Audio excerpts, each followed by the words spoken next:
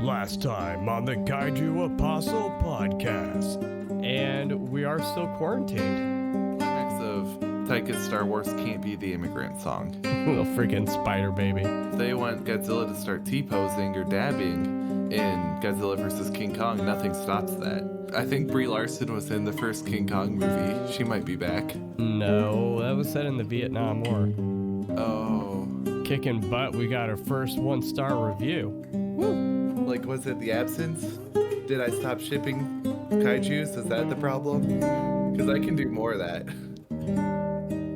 Welcome back to the Kaiju Apostle podcast, a deep dive into Toho's rich history of monster films and discovering what lies beneath the surface. Whether you're a hardcore or casual fan, or somewhere in between, if you've ever thought there must be something more to these movies than people in rubber suits, then this is the show for you. My name's Chris Wormskirch, and I'm joined today, as always, by the ever incandescent, effervescent David, after a little bit of being gone. So You had to one-up me on that. That's great. I always do. But no, thank you guys seriously for sticking with us. We were gone for a little bit. We did our last episode, which was just a hodgepodge of everything and anything in between. Had some good feedback on that, though. That was very encouraging. So yeah, we're excited to actually get back into these movies. Hopefully we don't botch this one too badly. But just a quick thing, a few things before we actually get into the film itself. So by the time this episode comes out, we're going to have a rehaul on our website and the podcast design itself. So Daniel, his Twitter handle is Revised Fiasco. He's designed a new logo and stuff like that for us, which has been awesome. But we're actually doing new like episode icons and stuff as well. So that should be live by the time this goes up. Very clean, very aesthetically pleasing. So we're excited about that. I'm very thankful for the work that he's done for us.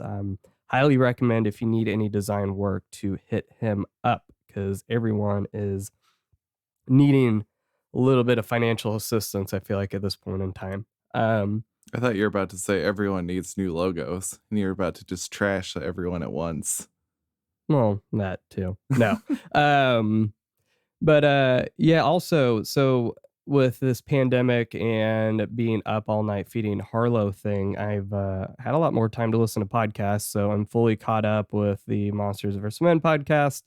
So now when their episode about the final movie in the anime trilogy comes out, I'll actually be able to listen to that live. So I'm excited about that.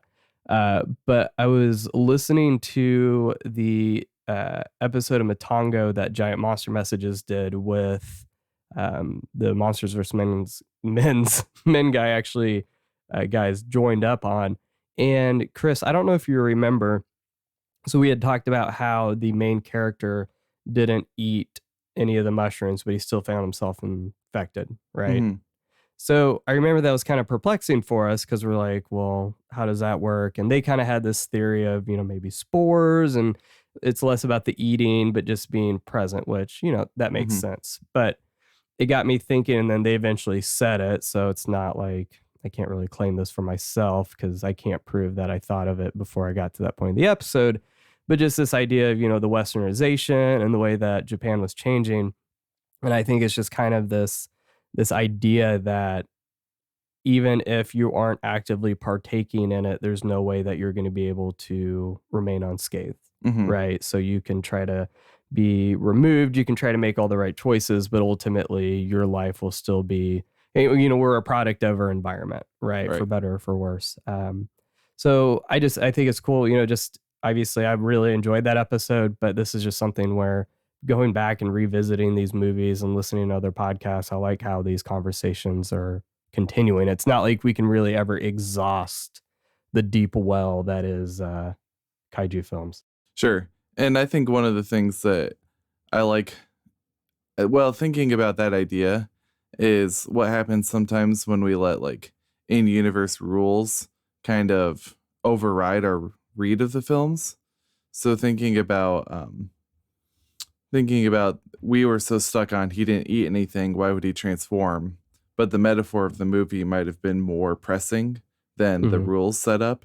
Yeah. So sometimes you can't let yourself get so constrained by it that breaks the rules to miss the point of the movie. So I appreciate that read.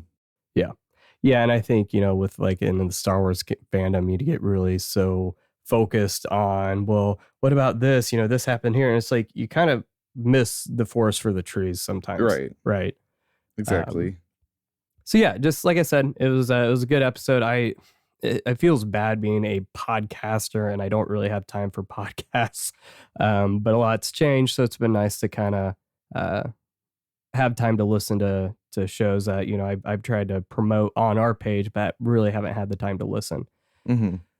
So that being said, today's episode is the one that should have been number 12, but I did not pay attention to the chronological order.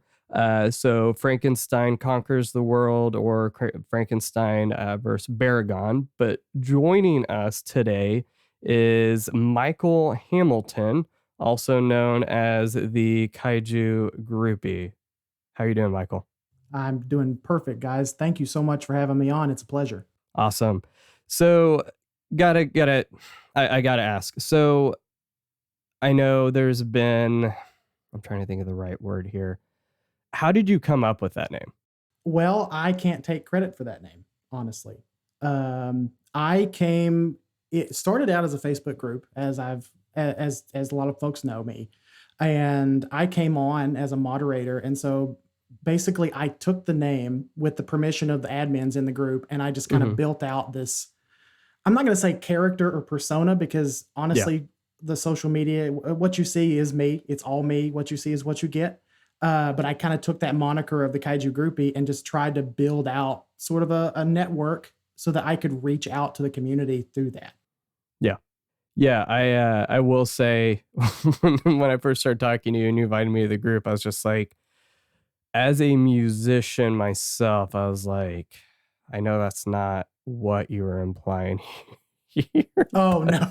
But the implication, I'm just like, we have enough issues with the shipping and all that stuff in the fandom. So just the thought of a Kaiju Groupie, I'm like, Well, we have what do you done mean problems with shipping? Chris, okay, we're not going there today. We have done our best to distance ourselves as far away from the shipping aspect of this fandom as humanly possible. So I can see why you would think that, but yeah, you're the first person though that's ever brought that up. So I guess it's not as a concern as maybe some people would think. I don't know. Yeah, I will say I've seen, it was months ago, I saw a couple subtweets about it. I think it was Kaiju crap posting, said something about it. I was like, all right, whatever.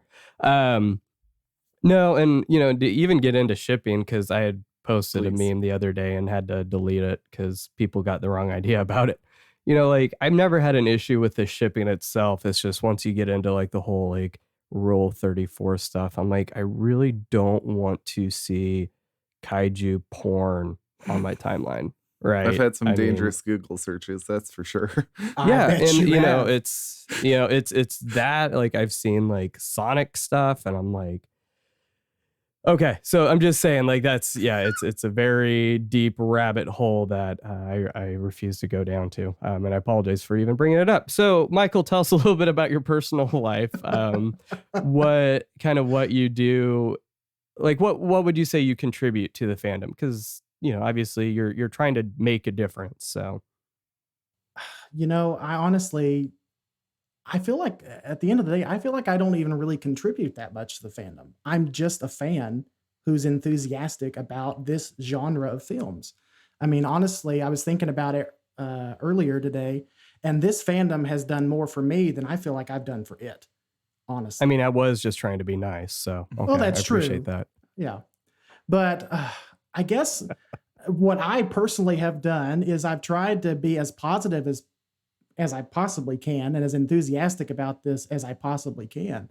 And along the way, maybe give a little bit of education. I don't want to sound arrogant. I don't want to sound arrogant to say that I'm educating fans, because there's fans out there that know way more than I do. But what little bit of knowledge that I've acquired about this genre of film over the years, I want to share that with as many people as I can, especially new fans, people that may have come in 2014 or later that don't necessarily know the rich history of kaiju and tokusatsu and all these things. And yeah, I mean, this fandom has given me so much. So I want to give back to it as much as I possibly can, but I'm only human. So I have made some mistakes along the way. I think the difference you're saying, though, is there's a difference between wanting to teach and educate and then wanting to pontificate.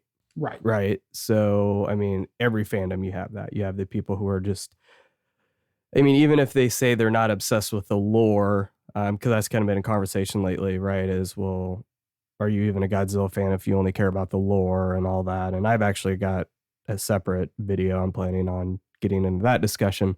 But like, there's a difference between just spouting out information, but then also, kind of taking that time to teach and to educate and to guide. And that I do see that with you, whether mostly in the Facebook group, because I know you're not super active on Twitter. But you do actually care about people, not only learning, but learning at their pace, right? We have these expectations we put on new fans of, well, if I've been watching for 8 years and they just got into it, like, why are you not partaking in it the same way that I am? And I'm like, dude, like, what? And I mean, but I see the same thing in Christianity too, right? You see people who are new to the faith, and you have people who have been, Christian for however long, and they're like, well, you don't understand the Trinity. And I'm like, well, I mean, it took hundreds of years to formulate that idea, but sure, be a dick about it. That's fine. Right. And you're right. It like everyone comes in at different levels, and I like to think that I like to give people a good foundation, even no matter where they come in at. I like to give people a good foundation of let's take it, for example, if someone asked me, what's the best film to introduce Godzilla or someone to Godzilla? And so All Monsters Attack. Okay. I'm going to ignore that one. Anyway. King Kong versus Godzilla. I was going to say Destroy All Monsters, since I know you guys love that one. We haven't watched it yet. I know, but I know you love that film. I know you're going to love that film. Don't. Does it have mini yet? I don't hate it. But I'm not like over the moon about it either, but we'll get there. Yeah, you guys will eventually get there. But, I just like interacting with all these new fans, especially. Stuff like the people that come in through Legendary. And I know a lot of folks like to crap all over people that started with Legendary, but I mean, you got to come in somewhere. We all can't start with Gojira and be enthusiastic about this fandom, because honestly, if you started with Gojira and still want to know more about this genre of film, you are something special, because I know a lot of folks that have watched that and have just been really turned off by this entire genre of film, and for good reason. But yeah, I just like interacting with folks on their level, and I like having conversations with new fans who don't, have not been around who have not been involved in this for 18 years. And then I like interacting with folks that have been around for the whole 65 years, because you can gain knowledge from both sides, I feel like. Yeah, absolutely. So what about like personal life though? Obviously you're welcome to divulge as much or little as possible, but I would like to say everyone that we've had on the show so far, their whole identity isn't wrapped up in this, right? And that's something we've even tried to encourage people to think about, is like, yeah, these movies are fun. Like, there's a lot to, whether you enjoy them for the aesthetics, the explosions, or the messages, but like, we've got to be more than just our passions, right? So who are you outside of your groupie lifestyle? Not to sound super cheesy, I am a husband, I am a brother, I am a son, but most importantly to me, I am a Christian. I am a person of faith. I am a strong believer in the teachings of Jesus, and I know you guys can appreciate that. And I've met a lot of folks in this community that I didn't even know shared the same faith as we do. And it's really interesting to have those conversations with folks. But other than that, I'm an art director for a company out of St. Louis, Missouri called Art Speak Creative. We do web design and graphic design for churches, nonprofits, everyone around the country. I'm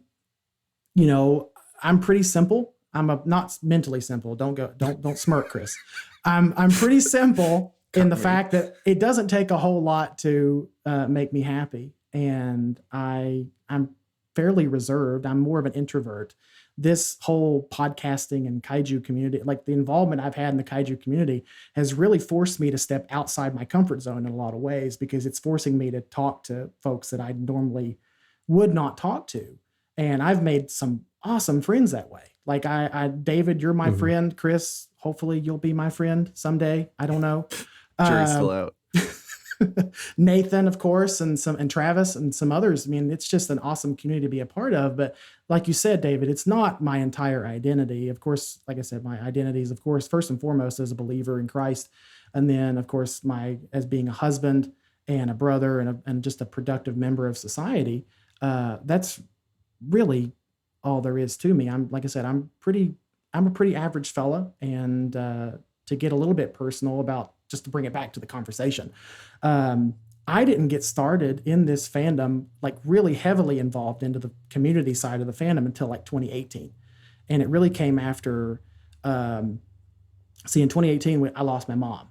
And, you go through the whole process of grieving. You go to the house and you look through old pictures and you go through stuff that you haven't seen in years. And so I found all of my old collection of VHSs and DVDs, and I started diving a little bit deeper.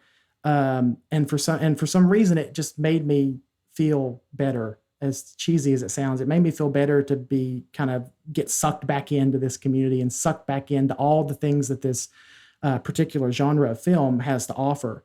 And it just brings back some good memories for me. And it's been a healing process since there. I feel like you never get over the loss of a parent, especially.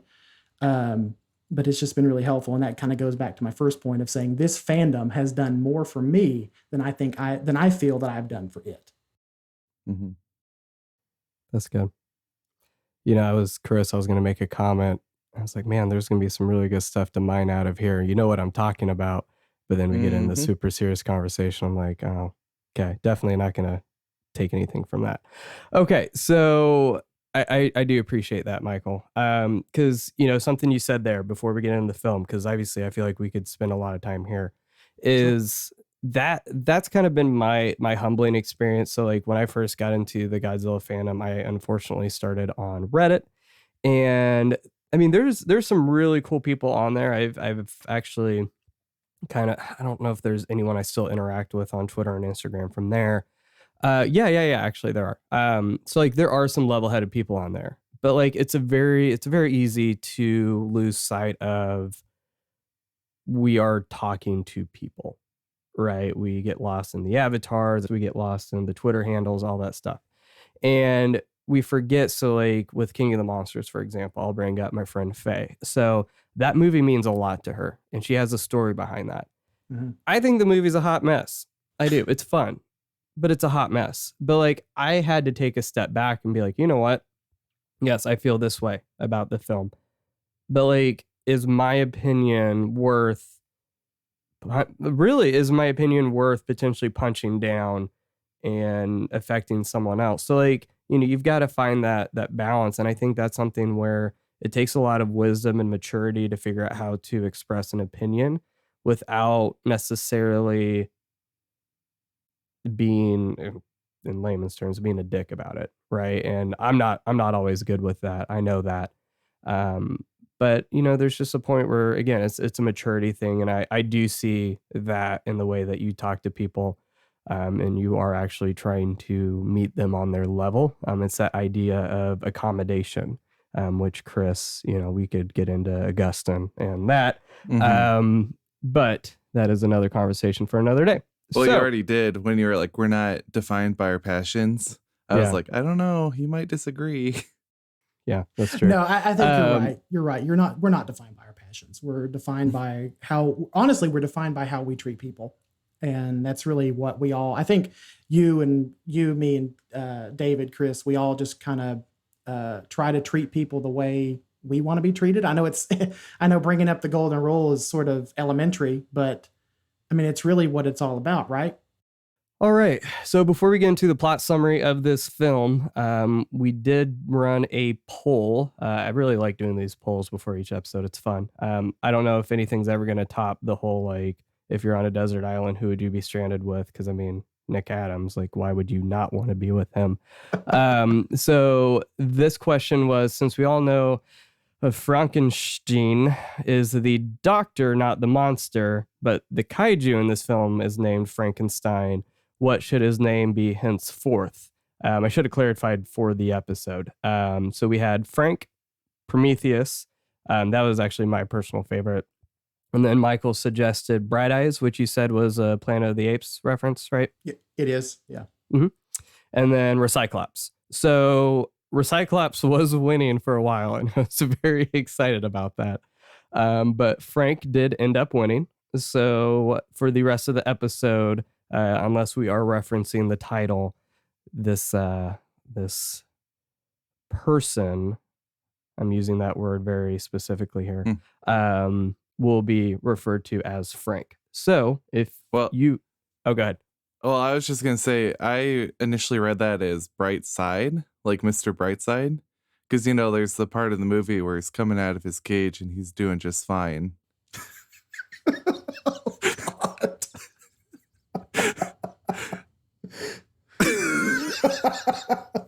Oh. So, David, do you want to carry on this episode without Chris? I'm about to get booted, so thanks for listening. All right. But yeah, if you could do that plot summary for us, Michael, that would be great. Absolutely. So it goes like this. When a strange heart from Nazi Germany ends up in the hands of the Japanese and is irradiated thanks to the bombing of Hiroshima, what results is not a giant radioactive dinosaur, but a character unlike anything we've seen in the Toho monster universe up to this point. Our protagonists, faced with the discovery of Frank, have to decide to what lengths they will go to maintain their code of doctoral ethics. Will the continual growth prove to be a problem, or can they keep him under control? And that's not even factoring in the fact that Baragon shows up just to add to the continually growing roster of Toho Kaiju. So, set in a world with nuclear fallout, Frankenstein Conquers the World asks a lot of questions, but do we have the answers? Or will it take diving a little bit deeper to find what we need? Awesome. Thank you. So staff will run through this, directed by Ishiro Honda. So screenplay, a couple cooks in the kitchen this time. Ruben Berkovich, Takeshi Kimura, and Jerry Soule. Even more cooks in the kitchen, produced by Tomoyuki Tanaka, Ruben Berkovich, Henry Saperstein, and Samuel Arkoff. Music is by Akira Ifukube. Cinematography, Hajime Hoizumi. And then special effects, Eiji Tsuburaya is the effects director. And then we see Teruyoshi Nakano is his assistant director here. Cast. So this is technically the first time we see Nick Adams in a film, a Toho film. So as Dr. James Bowen, but in the Japanese version, he is dubbed by Goro Naya. Kumi Mizuno plays Suka Togami. Tadao Takashima plays Dr. Kenichiro Kawaji. And then Yoshio Tsuchiya plays Daigo Kawai. Jun Tazaki is Hideo Nishi. He is the police department director. Takashi Shimura makes a quick cameo as the army hospital doctor at, you said Hiroshima. I always heard it as Hiroshima. So either way, you know what we're talking about. Kenji Sahara is minor role, but he plays Dr. Bones' assistant. Sumio Nakao plays young Frank. And then Koji Furuhata is the actual Frank monster. And then Haru Nakajima plays Baragon. So a little bit of context trivia here. So the first part here was taken from Dave Collett's book. So I thought this was really interesting. So, you know, the bomb was dropped on Hiroshima on August 6th of 1945. The movie was released on August 8th of 1965. So almost 20 years to the date, and it deals with the event. So that was pretty timely there. This would be the beginning of a very short stint of Honda and Kimura and Ifukube and Koizumi going on to do non-Godzilla films, whereas we see Shinichi Sekizawa starts teaming up with Jun Fukuda, which Chris you're going to see a much different tone in these films moving forward. So they kind of get them separated out here. So in 1960, there was a film called The Human Vapor, and this was initially planned to be a sequel to that film, being Frankenstein vs. The Human Vapor, and then ended up changing to Frankenstein vs. Godzilla, and then we ended up seeing the Frankenstein vs. Baragon that we eventually got. And then something I thought interesting, because I love Dave Klatt's book, but I don't get where he got this reference from. So he seems to think that the boy that we know as Frank ate the heart and then became the monster, but there's no reference to that. So I don't know if maybe that's in the American version, it says that. But what I thought was really interesting, and I haven't seen this elsewhere, was the idea that, so what really happened is, you have the heart and then the bomb gets dropped and it becomes irradiated and becomes Frank, right? Mm-hmm. But what I thought was interesting is the bomb that was dropped on Hiroshima was called the little boy. So it's interesting that this type of bomb being dropped now when we see Frank for the first time is a little boy. Mm-hmm. So I don't know if that was an intentional reference or not, but I thought that was interesting. It feels intentional. It almost does. feels intentional. But again, unless I see it, then I'm like, I don't know. Because, there's a lot of research obviously done on these films. So I'm always like wary of being like, hey, I'm the first person to come up with something, right? Mm-hmm. So going into the Ishiro Honda biography. So this would be Honda's first example, Nick Adams, would be Honda's first example of an actor speaking in English being surrounded by Japanese speaking co-stars. So then obviously he was dubbed later on, but I think it works really well here, because you have that emotion that he's able to convey, and just, even dubbing over, as much as I'm not a fan of dubs, this film here and with Invasion of Astro Monster eventually, I think it works incredibly well the way that they do it. So with the original script talking about Frankenstein versus Godzilla, so this was from Saperstein and the studio there. They had Godzilla being freed from an iceberg to fight Frankenstein's monster. Don't like that idea. I think that's kind of ho-drum. It just reminds me of King Kong versus Godzilla, and just kind of why would you want to team up with Godzilla? And then lastly, this is the only film of Honda's to actually feature a reenactment of the bombs being dropped on Japan. And that was a very interesting way to start the film. So did you have any trivia, Michael, that you wanted to add on there? The only thing that I can think of is there is I don't know did you guys watch the alternate ending to this film? Have you been able to see that? I watched both. One? Okay. So in the alternate ending, after Frank defeats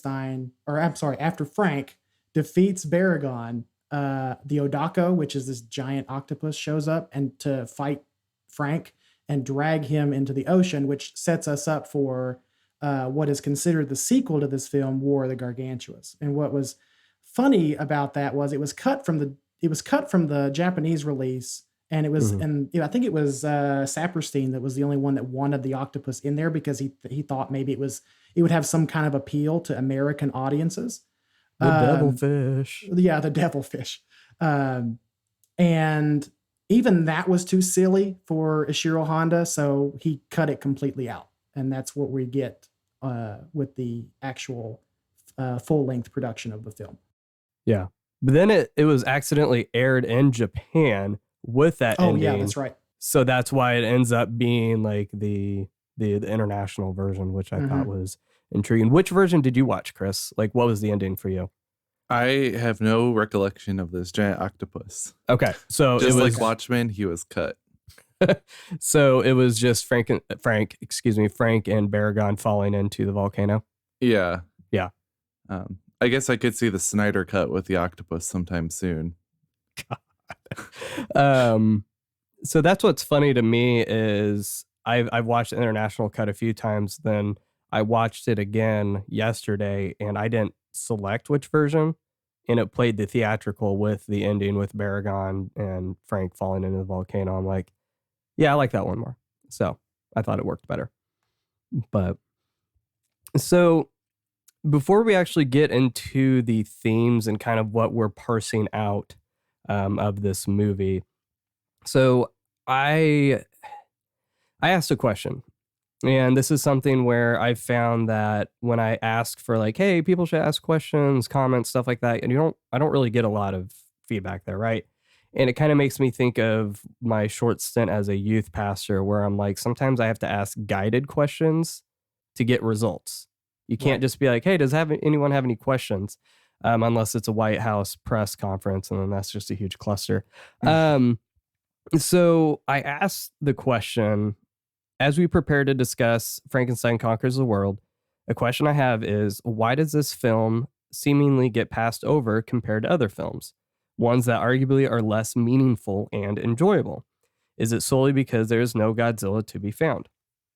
So let's see. I mean, there's a crap ton of comments on here. I don't think we've had that much interaction on a post in a very long time. But the general consensus was availability. So for the longest time, people just didn't know it was a movie. It looks like it was very uncommon to find it on VHS, even less common on TV. I'm looking at Luke Giaconetti, his comment here. So now you can find it on DVD. It's about $30, right? That's how I got it. But then you see other people where, like compared to War of the Gargantuas, you have people like Tim Burton and Brad Pitt, speaking very highly about it, but you don't hear anyone say the same thing about this film. Again, I think it just has to do with the way it was distributed. But ultimately, I think I mentioned Faye on Twitter. It's Mulder64329674. You have a lack of familiar monsters, right? So not only you're adding Frank, but you're adding Baragon. So most people are like, wait, what? But then you have Gargantucast. This is what I thought out of all of this was really kind of hit the nail on the head is I feel the character Frankenstein is so intrinsic to the Universal Hammer horror films that the idea of him as part of the kaiju genre can be seen as so alien to both kaiju and horror fans that it flies under the radar, right? So I get that. I had no interest really in watching this until I realized it was going to be on the podcast, and I'm like, okay, I'll give it a shot.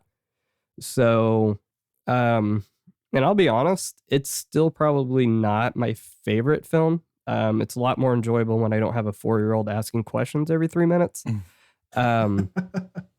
But I kind of side with where the biography landed, where there's a lot of interesting thoughts. I just don't feel like we get the answers.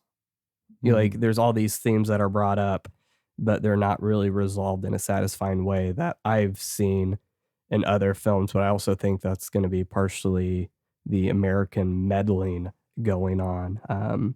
So what about you guys? Like, what did you feel like overall? We'll start with you, Chris, like with this film. And do you feel like there was something that was effectively conveyed, or like, how do you feel about this film compared to the others that we've watched? Yeah, I had this feeling that so just to go back to the last question, why does this one get passed over more? If I were watching these films kind of on my own, like not for the podcast, I feel like I might have missed this one anyway because it doesn't have the word Godzilla in the title.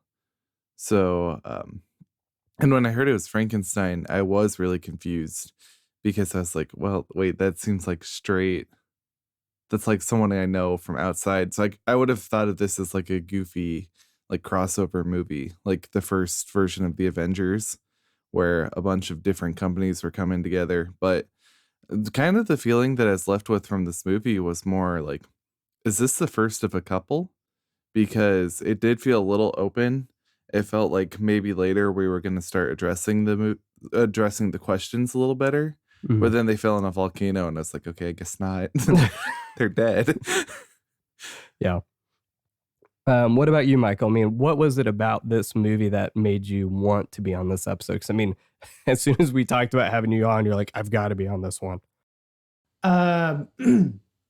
Because it is so unique within the roster of Toho films. And it stands out to me as just different from the pack. And I can see why, at face value, someone new to the fandom, or even someone who's been around for a few years who maybe hasn't dove super deep into the rest of the Toho catalog, would be turned off by this, because the title itself, Frankenstein versus Baragon, or Frankenstein Conquers the World, seems a little bit cheesy. And it's like, I don't really want to watch that because it's going to be stupid. And like Chris said, if it doesn't have Godzilla in the title, there's a lot of fans out there that just won't touch it. Yeah. Or if it doesn't have Mothra or some other more well-known Toho Kaiju in it, they're not going to want to sit down for an hour and a half and watch this film. The reason I like it is just because it does come across as so different than what we've seen prior to this. Yeah. And go, Chris. Even taking, like you said, the name of the film, if I had known it as Frankenstein versus Baragon, it would have been a more immediately like, duh, that's why it's in it. I don't know what a Baragon is, but it sounds like one of them. But Frankenstein Conquers the World, just on its face, kind of sounds like it misses what Frankenstein's story was about in the original novel. Mm-hmm. Like, he didn't seem to be a conqueror. It really, if you actually read it, and okay, I just sound like one of those guys by saying actually read it. But like when you read it, it's like it's got the monster's delivering a soliloquy for chapters upon chapters. And at one point he's quoting someone else, and it's not about conquering, it's not about scaring the bejesus out of people, but so that even that might be a little off-putting if you're a Universal horror fan. So kind of on both sides of this, from the horror side and the kaiju side, even the title itself seems like you probably don't want this one. And there are definitely some horror elements in this film. So Yeah, there are some things that maybe horror fans would enjoy, but there's not a ton. It really essentially is just a giant monster movie. Mm-hmm. Yeah. And Chris, what you're saying before, I mean, it's been years since I've read the actual novel, but yeah, it's a very interesting way to co-opt the character, right? I mean, on paper, it's the same idea, you're piecing parts, and is he really human, stuff like that. But ultimately it's just, yeah, when I hear Frankenstein Conquers the World, I'm thinking like it's a solo film, right? And yeah, on paper, it wasn't a film and this is coming from someone that's like, I was excited to watch Atragon. I was excited to watch Matango, right? But then this one, I'm like, I saw War of the Gargantuas before this.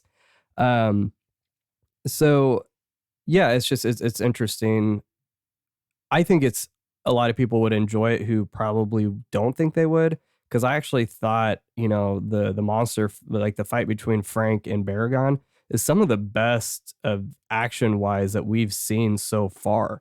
I mean, that was a comment I had where, like, Baragon's entrance, I thought was incredible. It teased it quite a bit, but it was just very foreboding. The destruction was awesome. The actual fighting, the effects, I thought were great, So like, in that regard, I think a lot of people are missing out that would normally like it.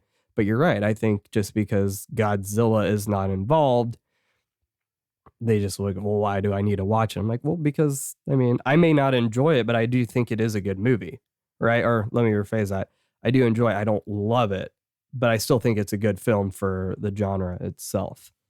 If you're already invested in this genre of film anyway, you're willing to overlook some campiness and some weirdness. So, I mean, I don't foresee, if you're already shoulder deep into this genre, you're probably going to find something to like in this movie. I think that's absolutely true. But maybe for my sake, really, too, what about this gets it into the podcast? We're not just a Toku cast. We're not just a Tohu cast. So that was Hebrew, not Japanese.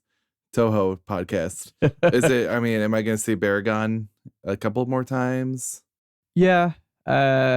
briefly one more time in this era of films, and then he has a very enjoyable role later in early 2000s. But yeah, the reason it's in here is just because I felt like if we were going to do, the Toho, there are a couple films I think I left out, like Space Amoeba. I just couldn't get myself to do that. And then You left out Gorath. Space Amoeba? Yeah, I don't think I included that one. Oh no. And then Gorath, I didn't include just because having a giant walrus for 10 seconds doesn't really count as a kaiju film. But yeah, it was Baragon's connection to this. And actually, these films later down the road will have somewhat of a continuity thing. You will understand that here in about 5 years when we get to that movie. Okay, great. So it's interesting the way they play with that. But yeah, I mean, it was very, there is a reason why this was included where others wouldn't be. But obviously I'm being kind of subjective because again, I included Matango, but that was just still so highly rated for me. So yeah, time to dive deep a bit. Obviously I could go on for hours, but so Michael, I mean, obviously, yes, it is a monster movie, but what did you get from this when you actually kind of made yourself look a little bit differently? Well, the first and most obvious thing that I noticed was Honda's direct correlation referencing Japan's direct involvement in World War II. Like you said in the notes, in the opening notes, we don't see that anywhere else. Like it's nodded to, but it's nowhere near as blatant as it is in the first, I think 10 minutes of this film, where he says, yes, Imperial Japan had absolutely, had a very key involvement with the Nazis in World War II. And I thought that was jarring and interesting all at the same time. Yeah. Yeah. It's, what I thought was interesting though. So like, obviously he didn't shy away from it, right? I mean, we see a very militaristic Japan, but the relationship is strained, which I think that's kind of one of those things where the impression I got was, well, Germany is not doing too hot, but we're going to keep doing what we're going to do because we believe we're right, so it wasn't like we are pro Nazis. It's just they were still very nationalistic. And the thing with nationalism is you side with whoever is going to benefit you the most, and you may not necessarily agree with all their ideologies, right? I don't know. I'm not as savvy into World War II history as some might be, but I can't imagine most of Japan, despite being allied with Germany, was supportive of the Showa, right? And what was going on in those concentration camps. But if Germany and Japan could team together so Japan could remain, a powerful force within the world, then you're going to do what you're going to do to make that progress. And Germany was on its last legs at this point. This was obviously toward the end of the war, right before the bomb gets dropped. And Germany's desperate. And so is Japan, really, because I think it's in the Japanese dub that when they bring the heart back to the laboratory, they say that this will help them win the war. If I'm remembering the subtitles correctly, it says that this will help them win the war because, it's implied that they're going to use the heart to build an army of super soldiers to help them in their victory. Well, the bomb gets dropped and the rest is history. Whereas in the English dub, it just says, we're going to use this for medical research. And that's what's implied is medical research, not to help them win a conflict. Yeah. Interesting. Yeah. Yeah. And that's where I was like, I put in my notes, the thought of creating soldiers that can never die. But I also wondered too, if it was just the implication of like being able to help people heal, right? I don't know if there's any way they could kind of enhance people. That wasn't really implied, but I kind of wondered about that too, is like, could this be used to, because in my head, I'm like, I saw an interesting parallel with Dr. Serizawa and Dr. Takashi Shimura's character here, because on paper, what he's saying isn't inherently wrong, right? I may not be pro-war, but if you could find a way to end a war with less casualties, I'm, I kind of would want to see, I could see a benefit to that, right? So there's ways that what they had here could be used ethically in the same way that the oxygen destroyer could be used ethically. But then obviously what happens to something that is not these things, the oxygen destroyer, the Frankenstein's heart, they're not inherently good or evil. It's how you use it. So that's what I was kind of like, well, I wonder, if this was 1960s Japan and they had this, could this be used to help work to end wars if it meant ending suffering? Or, you have people who are suffering in life in general. Could you use this to help them heal? But then you kind of wonder at what cost, right? Death is a very natural thing. How long can you prolong it until you're sacrificing the quality of life? Right. And I think the medical, excuse me, the medical research side of it is enforced in the following scene where you see patients in the hospital and it's not really clear what they're suffering from. I would assume that it's probably cancer. See, that's interesting because one of the things that I was going to bring up is so you're talking about healing sick people. And since, you two can be fluent in Godzilla, I'll bring in all the other franchises. I was getting serious like Captain America vibes. Like, is this their super soldier? Is this the dude who's going to come in and wreck shop for them? And then instead you get the nuclear bomb wreck shop first. Yeah. That's a real classy way to put it.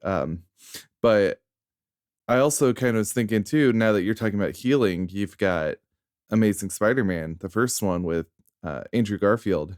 And when Kurt Connors is trying to heal himself and he turns into the lizard, it's really easy to say that the lizard is obviously a monster. But I don't know if that is as easy to say about Frank, that Frank is automatically a monster in the same non-human way that the lizard is. Yeah. Which I will be touching on here in a few minutes. Ooh, foreshadowing. I'm wondering though, and I'll ask David first, if Frank is not supposed to represent the Hibakusha, the people that sort of were shunned in early Japan because they were infected and they had all kinds of skin diseases and things going on health-wise. I'm wondering if Frank was not supposed to represent those folks in this film. Yeah, and I didn't see a lot about that. So that's kind of, I get what you're saying, and I know I referenced that in a recent blog post I did about Honda and just his messages. It was the Honda the Prophet and the Ghost of War, which is on our website if you want to read or listen to that.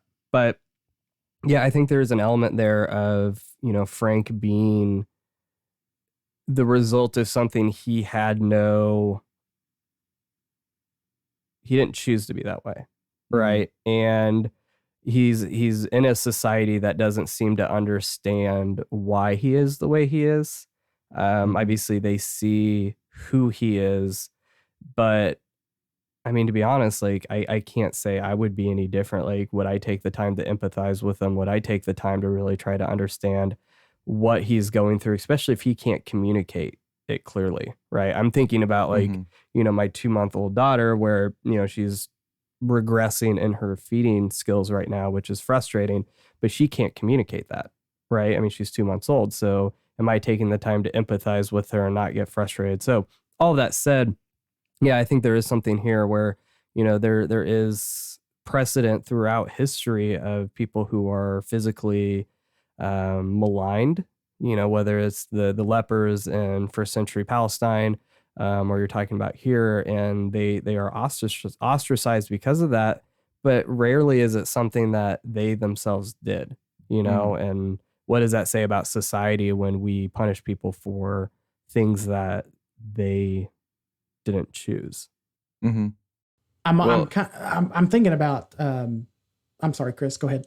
Oh, I was just going to say, talk about scapegoating. When Frank is blamed for all the problems popping up and we find out it's actually Baragon, like, you want to talk about scapegoating in World War II, you've got, just the Jewish community entirely is scapegoated as Germany's problems. Right. And in that, this movie if you were Girardian, you'd have so much to get into with mimetic violence and that sort of alienation of the people who seem to be causing your issues, whether or not they actually are. So, Yeah, and we saw that in America too. You know, you had Japanese Americans who wanted nothing to do with Imperial Japan, and they were the ones still put in the camps, right? because they were the ones here. Yeah. Yeah, and you're right. We're always looking to put blame and really, you know, the sins onto someone else without actually dealing with the implications of what is actually happening. Mm-hmm. Right.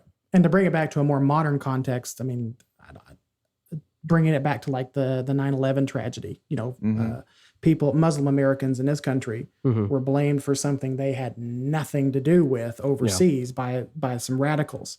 And same, and even more recently, the coronavirus, you know, Chinese Americans being blamed for what the Chinese government did. So, I mean, it happens even today. And I think it's interesting, the point that you brought up, Chris, about just about scapegoating.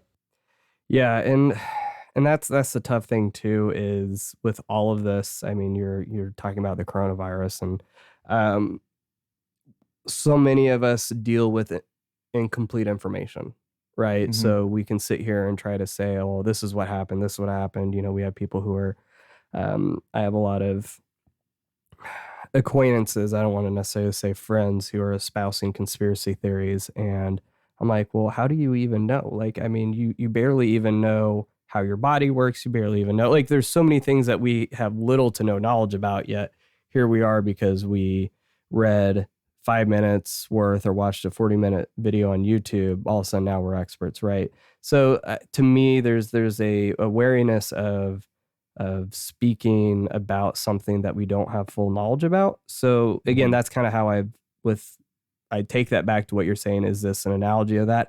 I don't know, because that's something I'm not super well versed in. But the point remains is that who Frank is does not meet societal standards. And because of that, he's punished, right? And that should not be the case, because society and culture will always develop. It'll always change.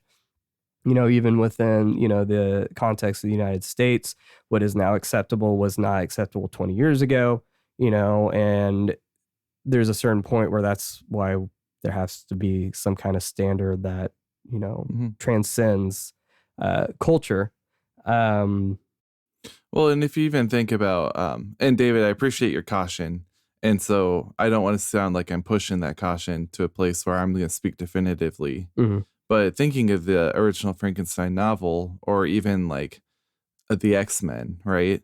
Like if the X-Men were at one point coded as anti-racist messages, which turned into like if the X-Men stood at one point for people of other races, even though they're all white, they could stand for the LGBT community, people who are suffering from AIDS, like as social outcasts who need to be brought in. Like the whole point is being brought in.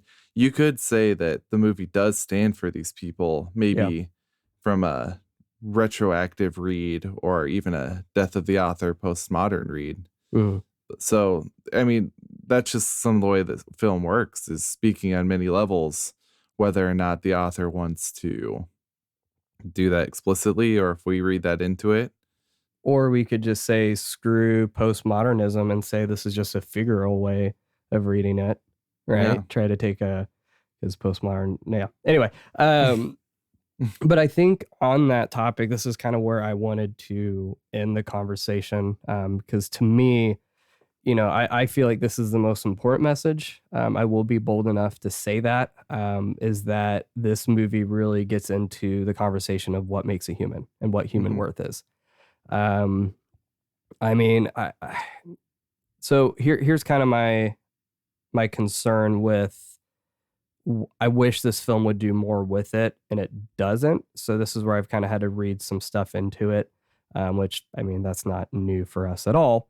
So here's the thing. So when we first find Frank, right, you have a guy who's chasing him off because he ate his dog. Then you have a guy who hit him with a car, right, and just left for dead.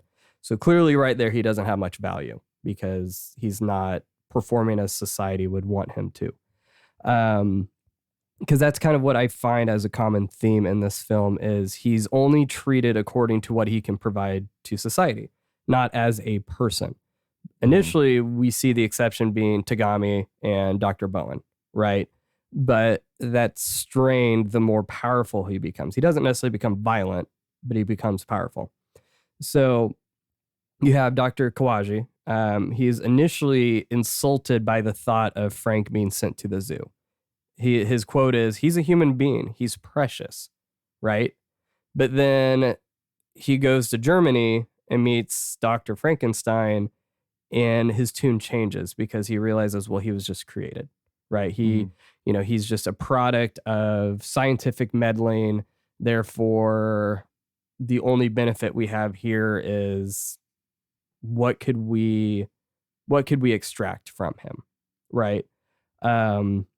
So immediately, we have a change in tune of a conversation where he says, well, he's not a human being anyway. So Tagami goes, well, you refused to let him be sent to a zoo by insisting he's a human, didn't you?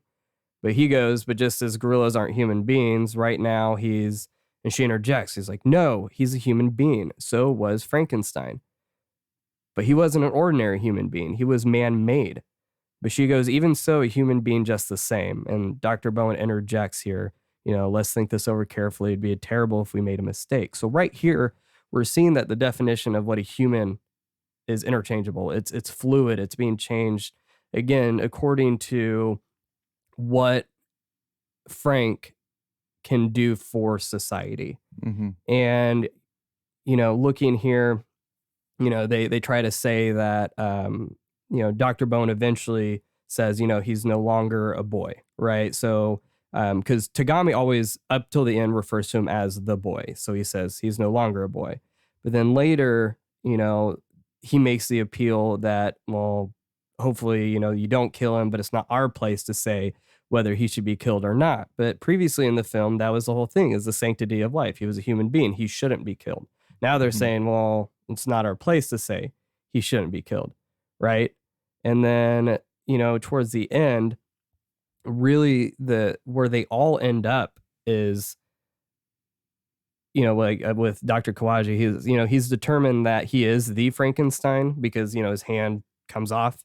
So just because they have his hand now, he's resigned himself to the fact that it's okay to kill Frank because the implication is he has what they need. So because he says it right there, he's right, but we have his hand. We can still continue our studies with it. So my concern with not the film itself, but what it's trying to say is, how do we determine the worth of a human life? Is it who they are? Is it what they can do for us? Is it what they provide to society? Is it their intellectual function? Because my thought is, the heart existed without the radioactivity, right? Mm-hmm. So it was already a thing. But now because he's affected by the radioactivity, does that mean he's now inhuman? So what does that say about the other people who have been affected by the radioactivity? So you're talking about, the Hibakusho, you're talking about these people in the medical gurneys. Are they now less human because of what has happened to them? Mm-hmm. And why is he treated as an animal when he clearly has cognitive skills? Right. He perceives music. He's able to lay a trap. I mean, he's not a monster in the way that we typically view monsters. I do have to be right back because I didn't realize my computer is about to die. It went down 80% this whole time. Hold on 1 second. Well, I guess he doesn't need to be present for us to talk a little bit. Yeah, so, you can say anything ridiculous here and I'll edit it out. Well, I was actually going to say something based on that. And since I'm just curious the way that the perception of Frankenstein has shifted. So this was 65, right? And then in 1993 or 92, I think, you get the Sentai series Jew Ranger, where halfway through they fight Frankenstein as one of Witch Pandora's monsters. And instead of highlighting what it means to be human, as the novel did, as even this movie does, you've got the Frankenstein monster from Jew Ranger as like invulnerable. So every time they kill him, he comes back stronger, imbued by power of Satan himself. Right. So I'm really curious to see what happens in Japan, maybe, or pop culture that shifts Frankenstein from asking questions about humanity to this idea of invulnerability, where he's just invincible. But what do you think, Michael, there's any role of that invincibility in the movie? Like, does that play into the themes? I think it does. It does some, but to David's point, he's toward the end of the film. He does show his more human side. And before David had to jump off just for a second, I was gonna tack on to what he said. And this movie has, not to get too deep into the political weeds, but it has a very pro-life message. If you want to think of it from that perspective, because like David said, like what constitutes a human life, really? And it, like, I'm trying to kind of weigh my words a little bit because I don't want to get too deep into it, but it doesn't matter how you get here, but you're here now.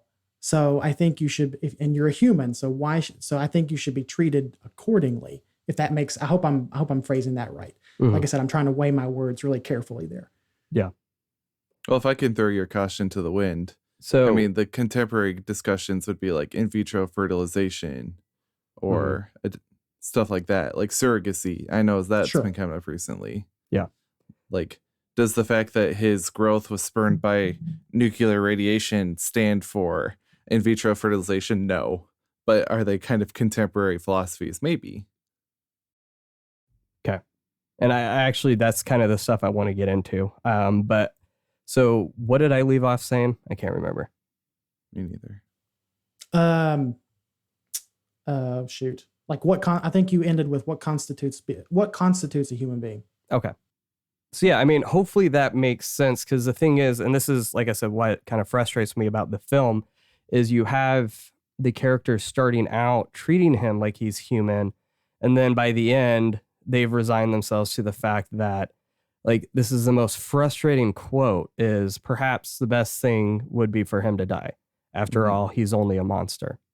And this is after we've seen the way that Frank, even with Dr. Kawaji, like, he wants to try to salvage him for parts, and he still saves him, right? Mhm. And I Mhm. mean, it's interesting. And I don't think, as we've seen in Honda's films, I don't think he's promoting that, but I do think it's just the truth of the matter is humans are fickle. Humans, it's very hard to keep a consistent worldview. We are very to and fro. We are blown by the winds of change, all of these things. And so before I get into like the theological implications of that, like, where do you guys kind of stand on all of that? Go ahead, Chris. Well, I think you're right. I think it's very strange that the movie by the end says, okay, it's time for him to die. And I think it's just really curious because I can't get away from this Marxian what product are you giving to society Mhm. type of look. What value are you adding by what you can do? And when they realize he can't do anything, or when they come to the realization in their minds that he can't add anything, it's time for him to go. Yeah. Because yeah, he's a couple stories tall, but that doesn't seem to be the only reason he's rejected. Right. I think they just kind of treat him as just sort of a throwaway when it becomes inconvenient to keep Frank around.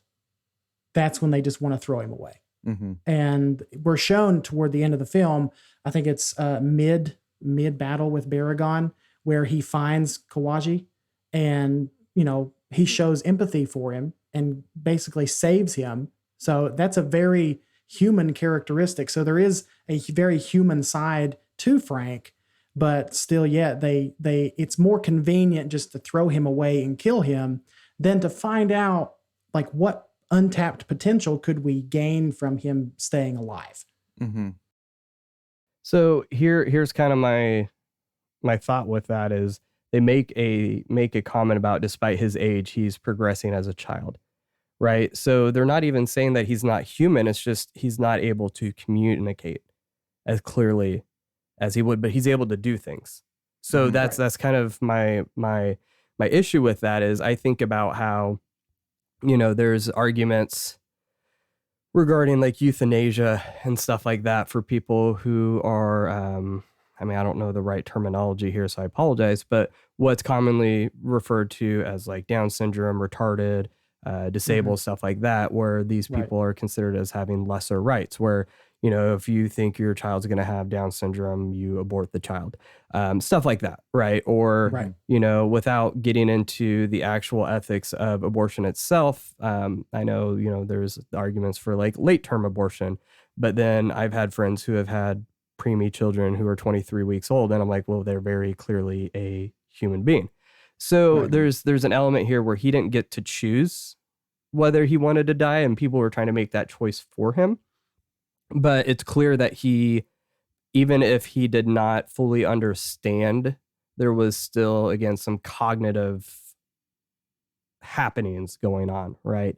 Maybe not up to speed as what society thinks it should be. But again, this is where there's kind of a decision being made for someone that they're not able to make for themselves. But the problem is what we're talking about with society is society always changes, right? So there has to be a standard. So my concern was what defines a human being. And as Christians, it's that we are made in the image of God. Now, in patristic theology, Chris, and I've been reading a lot lately. So in patristic theology, you have the distinction between the image of God and the likeness of God. In the first couple of centuries, the argument was that, the likeness is more of like the ability to develop virtues. But in the book it's a collection of homilies by Saint Basil on the human condition, he's very clear to say that the image of God is not physical anatomy, right? So he says, put away from your heart unseemly fantasies. Do not imagine a shape in regard to him. Nothing is with God as it is with us. So for Basil, the body is an instrument of the human being, an instrument of the soul, and the human being is principally the soul in itself. So for Basil and other patristic, so when I say patristic, it's defined as church fathers. Some people feel like that's gender reductive, but unfortunately there just weren't a lot of female theologians at that time. So that we know of. Yes. I mean, you actually had, like Macrina the Great, and stuff like that. But like, yes, the it's Desert just Mothers. It's just who have we chosen to record and who did they choose to record? Correct. Yeah. What have we found? So anyway, with patristic thought, again, it's the idea of the image of God is this inner being. It's our soul. For Basil, it was the ability to reason, right? He also saw it as the ability to rule, not like lording over things, but being able to, take care of animals, or like, more importantly, how do we rule over our own passions?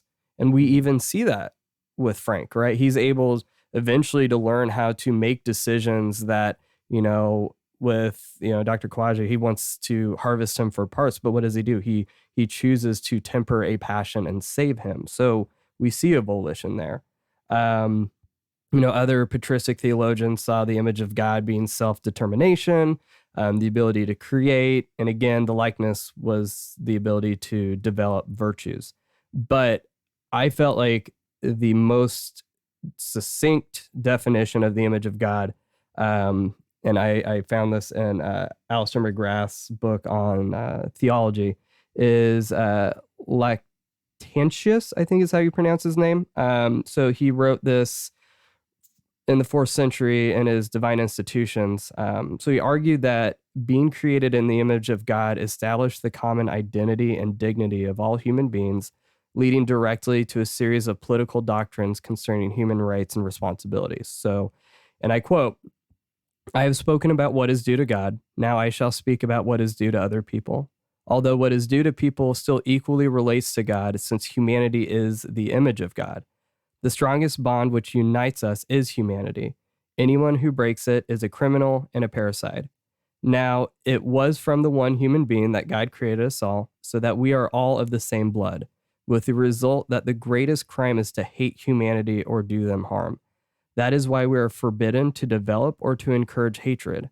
So if we are the work of the same God, what else are we but brothers and sisters? The bond which unites our souls is therefore stronger than that which unites our bodies. So again, we see intrinsically not a Gnosticism that the body doesn't matter, but ultimately that it's the soul that is our identity. Because, let's say our body is weakened, right? Basil talks about that, where our body will age and change, but we ourselves are still the same person. We may develop, we may change, but our soul, our essence, we are still who we are. So I look at Frank and I'm like, he started out as a human heart. He was irradiated, but he was still a human being. That did not change. His just because he was not able to give to society, just because he could not comprehend things the same way, just because he was not able to, there's a laundry list of things, does not change the fact that he is still a human being. He is a product of very unfortunate circumstances, but I think about, I was thinking about how with my daughter, if she was not able to make it as far as she did, they were going to hook her up to a machine. Like, if her ability to function in life would have been inhibited, does that mean she would be less human? And no, she would not.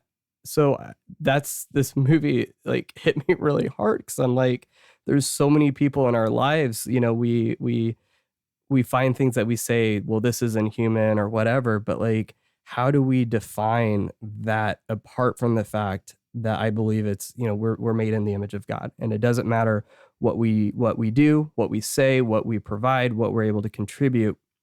If we are made in the image of God, then we are human. And that should be enough, as, what the quote I just read, to forbid us to develop or encourage hatred. And obviously we did not see that with this movie at all.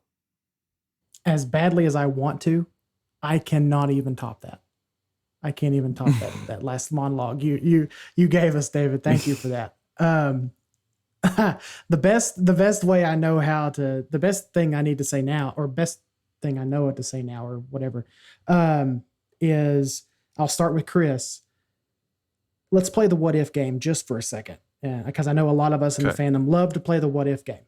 And so if a creature or a person like Frank showed up now, given our societal norms and things that our geopolitical stuff that's going on right now and how we operate, how do you feel like he would be treated? From a safe distance of 6 feet, I think we would. There's probably, I can maybe speak more to the suburban American experience, sure, where we don't want anything to disrupt our lives. Like the suburbs, in a lot of senses, especially out here in the Chicagoland area, were born out of convenience and escaping when things got difficult. Thinking of especially the white flight, how all the white communities started moving out this way, away from the city. And we, so I'm living in a space that was really built on the idea that we want to be in our own neighborhood.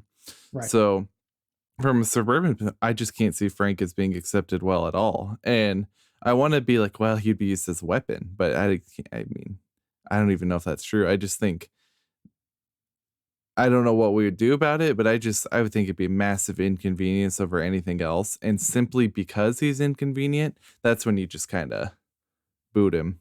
I'm wondering if maybe some of the human rights activists would step in and on his behalf and fight for his ability to survive, or his right to, or what they would consider his right to survive, or his right to thrive. Oh, sure. Well, you've got PETA fighting for the rights of Pokemon. So I could see. Okay. All right. The only PETA I care about is pita bread. But that does sound good. You're right. Oh, when I make a pun. Anyway. But David, what do you think? Same question. I don't have faith in humanity.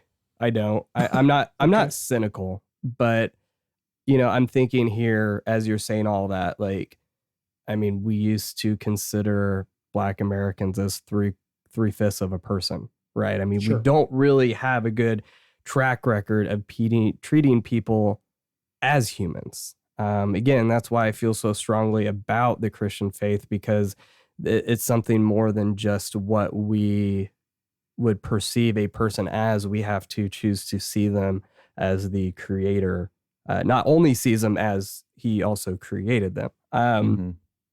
So I think we wouldn't see much different than what we're seeing in this film now. And maybe I'm going to take a few steps back and say this movie is a little bit more effective than I thought it was going to be, because I think we would see people starting out as, oh, well, you know, this person has this and this, therefore we're going to treat them as human. But of course, if they don't fit these parameters, if they start going outside of that box, then of course that's when we decide to shift our parameters on what we perceive Frank to be.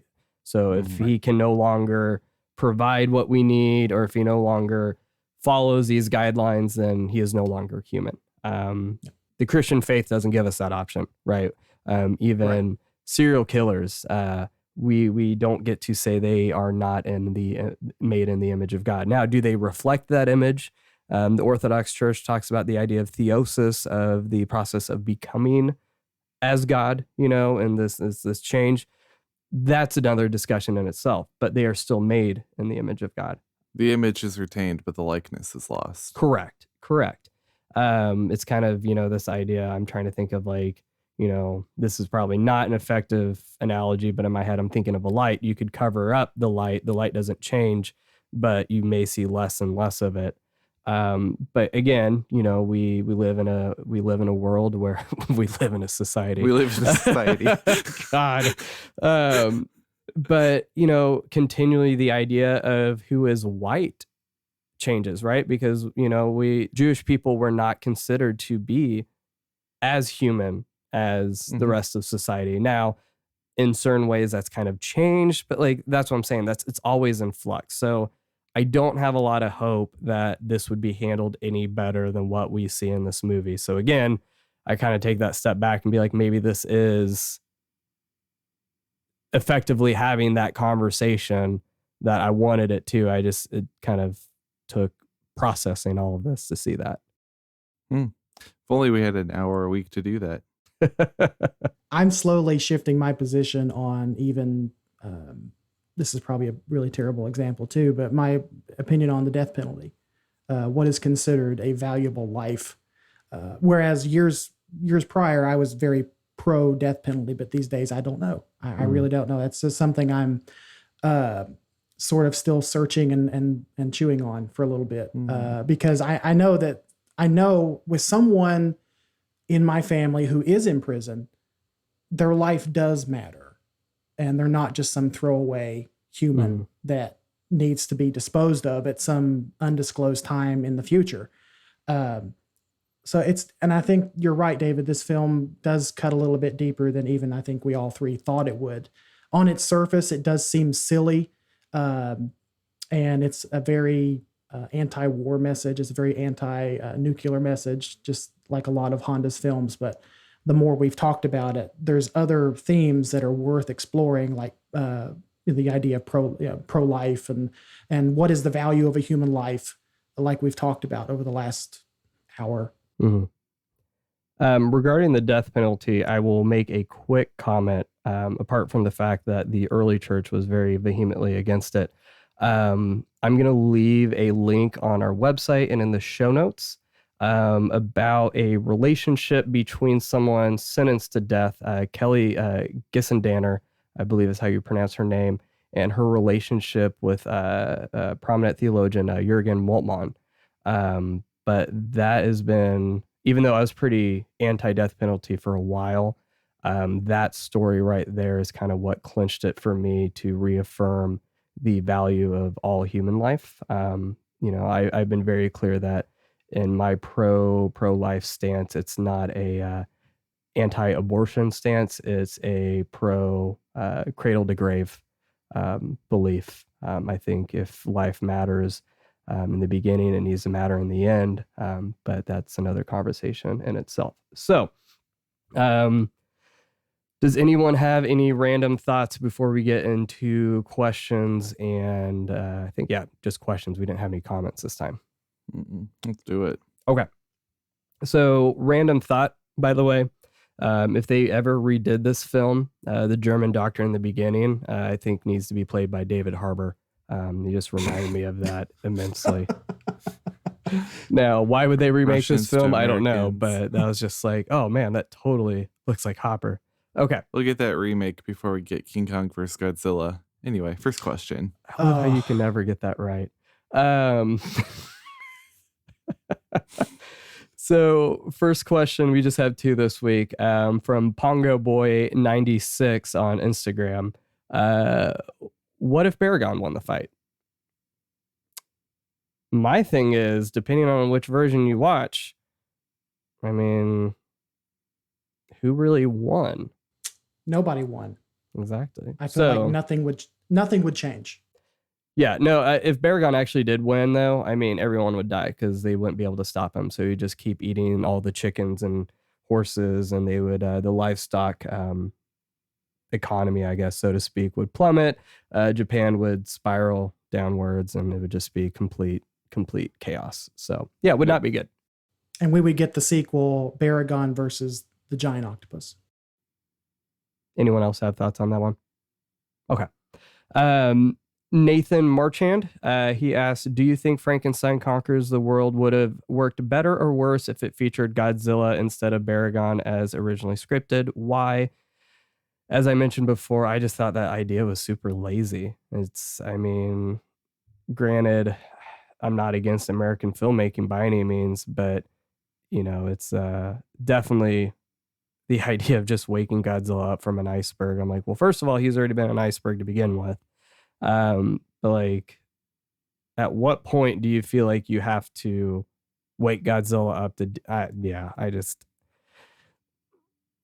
I'm that person that was like, Duel of the Fates for episode 9. That sounds like it's good in theory. So for me to admit that and say this in theory doesn't sound good, I think that says a lot. I don't know. There might have been a little more of a tragic element to it, that two beings, however you want to classify them, both created by nuclear fallout, have to now face each other. One as apparently directed by people, being Godzilla, being freed to do this. There might be something about that, like nuclear cast outs, nuclear victims being forced to fight one another. There could be something about that, but I would say that, yeah, it would be Godzilla for the sake of Godzilla, but, you know, I'm looking at another 5 years of these movies, so it's not as if that's the biggest issue the franchise has to face. I guess I just don't have enough faith that the production company that wanted to add an octopus to the end of the movie would be able to handle that topic well. Oh, yeah, totally. Now, if Honda came up with that, I would be like, or just anyone else, I might be like, okay, but the fact that kind of originated from there, I'm like, What about you, Michael? On name recognition alone, it would have put butts in seats, but I don't think, I think really the substance of the film would have suffered with the injection of Godzilla into the film, because it would have been in strictly name recognition. And honestly, I don't know if it would even help the Godzilla brand at all for him to face off against Frank. And really, who in that battle would be the protagonist and who would be the antagonist? Honestly, Frank would have been the protagonist and Godzilla would have been the antagonist, because humanoid characters or kaiju seem to be more sympathetic than a giant fire-breathing lizard. So yeah, just as a rule, even if they're dicks, they're still Very true. Very true. So yeah, I mean, Michael, thank you so much for joining us for this episode. Like I said initially, I mean, I wasn't really sure how I would feel about this movie when you agreed to do it, just because I'd only watched it with my son. So of course he's, what's this? But this ended up being a lot deeper than I thought it was going to be. So I really appreciate you jumping on. Is there anywhere that people can reach out to you on the social medias? Sure. You can find me at the Kaiju Groupie Facebook group. That's where I'm hanging out most of the time. On the Twitters at the Kaiju Groupie 54 and on Instagram at the Kaiju Groupie. I'm also a co-host for the Kaiju Weekly podcast with our good friend Travis Alexander. We publish episodes every Wednesday and we cover all things kaiju and tokusatsu from intermediate level and we like to focus mainly on introducing folks who aren't necessarily familiar with kaiju and the genre to these films. So yeah, thank you again, everyone, for tuning in to the Kaiju Apostle podcast. If you like what you heard, have a comment you'd like to share, or even if you disagreed with us, make sure to let us know on our Twitter or Instagram pages. Our handle for both is Kaiju Apostle Pod, or you can email us at contact@thekaijuapostle.com. You can also follow Chris and all of his tweets about Star Wars on Twitter at Chris Worms, WERMS. I don't use my personal account that I just made, so I won't bother with that. So lastly, since there are a lot of Godzilla podcasts out there these days, it would mean the world to us. If you do enjoy the show, please leave a 5-star review over on iTunes to help us get higher on the charts so more people can find out about us. Until next time, since we have not come up with our own catchphrase yet, try to stay alive. I think we did that better than they do.